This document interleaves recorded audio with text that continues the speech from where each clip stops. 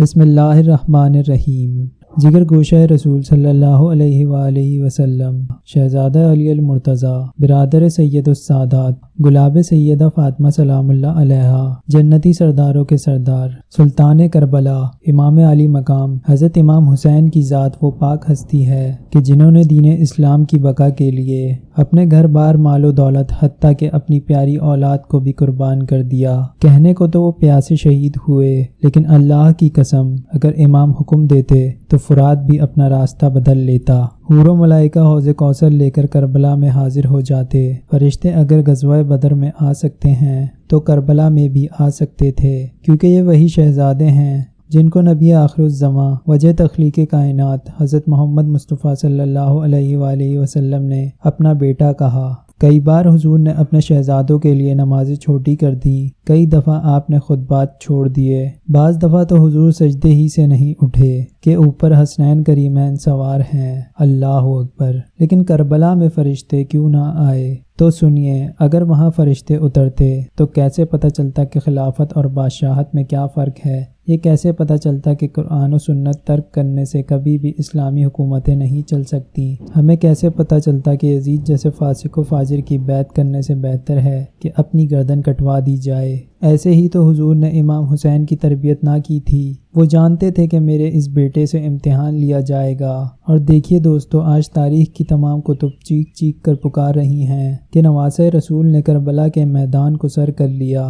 اور ہمیشہ ہمیشہ کے لیے اسلام کو زندہ کر دیا، اور یزیدیت ہمیشہ ہمیشہ کے لیے دفن ہو کر رہ گئی۔ غیبی امداد تو تب اترتی نہ کہ جب امام علی مقام دعا فرماتے، لیکن صدقے جائیں امام علی مقام کے کہ اپنے بیٹوں کو قربان کیا، گھر بار لٹایا، مگر اف تک نہ کی۔ آئیے آج آپ کو کربلا کے ایسے واقعات سناتے ہیں کہ جہاں امام علی مقام کو بدبختوں کے لیے بد دعا کرنا پڑی، اور اللہ پاک نے اسی وقت وہ قبول کی، اور وہاں عذاب الہی نازل ہوا جب امام علی مقام حضرت سیدنا امام حسین یزید کی فوج کے درمیان خطبہ ارشاد فرما رہے تھے، تو خیموں کی حفاظت کے لیے خندق میں لگائی گئی آگ کو دیکھ کر ایک بد زبان یزیدی مالک بن عروہ کہنے لگا، اے حسین، آپ نے دوزخ کی آگ سے پہلے ہی یہاں پر آگ جلا لی ہے۔ امام حسین نے اس بدبخت کو جواب دیتے ہوئے فرمایا، اے خدا کے دشمن، تو جھوٹا ہے، تجھے یہ گمان ہے کہ میں دوزخ میں جاؤں گا اور تو جنت میں جائے گا۔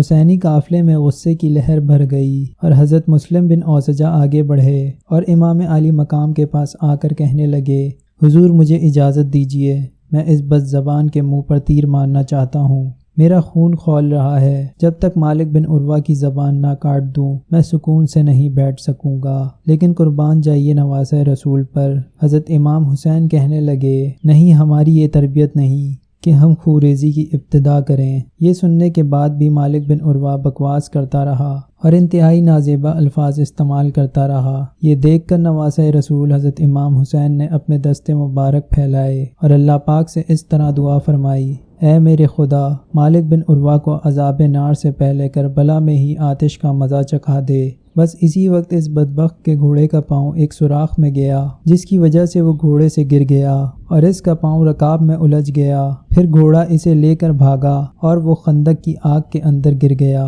اس پر امام حسین نے سجدہ شکر ادا کیا اور اللہ عز و جل کی حمد و ثنا بیان کرتے ہوئے بلند آواز سے، جسے دونوں لشکر سن سکیں، دعا فرمائی، یا اللہ کریم، ہم تیرے حبیب کے گھر والے اور اولاد ہیں، ہم پر ظلم کرنے والوں کے ساتھ انصاف فرما۔ اسی دوران دشمنوں کی صف سے ابن اشعث نامی شخص نے کہا، آپ کو حضور سرور کائنات صلی اللہ علیہ وآلہ وسلم سے کیا نسبت ہے؟ آپ کیسے خاندان نبی سے ہیں؟ نسل اور خاندان تو بیٹے سے چلتا ہے، آپ تو ان کی بیٹی کے بیٹے ہیں، اس لیے ہمیں یہ کہہ کر دھوکہ مت دیں کہ آپ نبی کے وارث ہیں۔ اس کی اس بے ادبی کی وجہ سے حضرت امام حسین کو بہت تکلیف پہنچی، آنکھوں سے آنسو نکل آئے اور وہ بارگاہ الہی میں عرض گزار ہوئے، یا اللہ، ابن اشعث نے میرے نسب پر جرح کی ہے اور یہ مجھے تیرے پیارے حبیب صلی اللہ علیہ وآلہ وسلم کا بیٹا تسلیم نہیں کرتا۔ یا اللہ، اس بد زبان کو فوری عذاب میں گرفتار فرما تاکہ کوئی بھی میرے نسب پر بات کرنے کی جرت نہ کرے۔ اسی وقت اس خبیث و بدبخت و بے ادب کو قضاء حاجت کی ضرورت پیش آئی۔ وہ گھوڑے سے اتر کر ایک طرف بھاگا اور ایک درخت کے نیچے قضاء حاجت کے لیے برہنہ ہوا تو زمین سے کئی سیاہ بچھو نکلے اور اس کی شرمگاہ میں ڈنگ مارنے لگے۔ بس وہ اسی حالت میں نجاست آلود زمین پر گرا اور تڑپ تڑپ کر اس کی جان نکل گئی۔ امام حسین کے عجائبات اور آپ کا مستجاب الدعوات، یعنی وہ شخص جس کی دعائیں قبول ہوتی ہوں، یہ دیکھ کر بھی ان بے باک اور سخت دلوں کو غیرت نہ آئی، اور ایک مغرور شخص نے حضرت امام حسین کے سامنے آ کر کہا، اے حسین، دیکھو تو دریائے فرات کیسے موجیں مار رہا ہے، مگر خدا کی قسم تم اس کا ایک قطرہ بھی نہ پی سکو گے، حتیٰ کہ تم پیاسے ہی ہلاک ہو جاؤ گے۔ ابن کثیر لکھتے ہیں کہ ابھی یہ الفاظ اس کے منہ میں ہی تھے کہ اس مغرور شخص کا گھوڑا اسے گرا کر بھاگنے لگا، جس کو پکڑنے کے لیے اس شخص نے دوڑ لگائی، جس کے سبب اس پر پیاس کا غلبہ ہوا اور وہ پانی پانی پکارنے لگا۔ اس کے ساتھیوں نے اسے پانی پلانا چاہا، لیکن ایک قطرہ بھی اس کے حلق سے نیچے نہیں اترا، اور وہ مغرور شخص اسی شدت پیاس سے واصل جہنم ہو گیا۔ یہ سب واقعات نواسے رسول کی شان و عظمت کو چیخ چیخ کر بیان کر رہے تھے، نیز دشمنان اہل بیت کو یہ بتانا تھا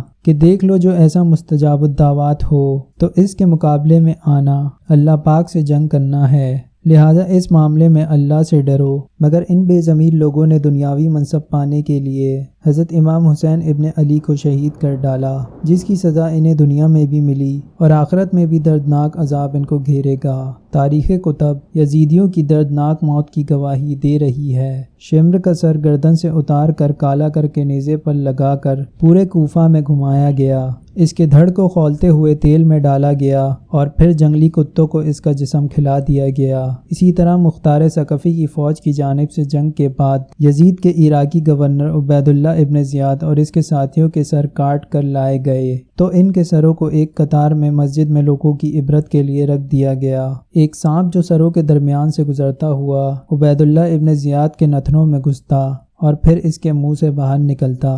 اسی طرح یزید کی موت بھی ایک انتہائی موذی مرض میں ہوئی کہ اس کی آنتیں جل گئیں، پانی کو ترستا رہا لیکن پانی کی ایک بوند بھی حلق سے نہ اتر سکی۔